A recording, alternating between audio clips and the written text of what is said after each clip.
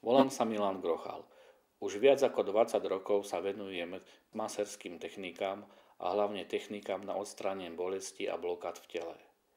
Týmito technikami pomáham ľuďom zbaviť sa ich problémov, ako sú napríklad bolesti hlavy, bolesti v hrudi, bolesti v krížoch, ale aj bolesti v rukách a nohách.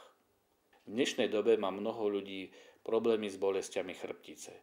Tieto bolesti spôsobujú rôzne faktory, ako napríklad zlé držanie tela, nadmerná záťaž, nerovnomerná záťaž, stres a ďalšie iné.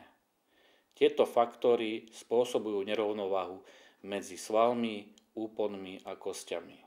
Na začiatku sa táto nerovnováha prejavuje stuhlosťou, strnulosťou a postupne vzniká napätie v tele. Toto napätie sa stupňuje a vzniká bolesť, prípadne blokáda.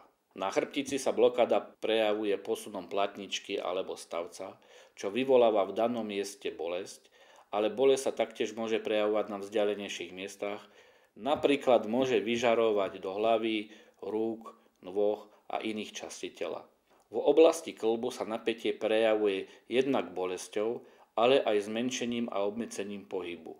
Ak daný problém pretrváva príliš dlho, môžu v tele vznikať degeneratívne zmeny.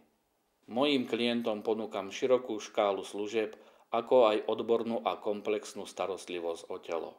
Čo sa týka stuhlosti a napätia v tele, ponúkam rôzne druhy masáží, ako je napríklad klasická, reflexná, lymfatická, relaxačná oddychová masáž. Čo sa týka bolesti a obmedzenie pohybu, klienta vyšetrím, poskytnem mu adekvátny individuálny postup podľa daného problému a tiež môže využiť poradenskú službu, kde sa klientovi vysvetlia základné princípy, aby sa danému problému vyhýbal.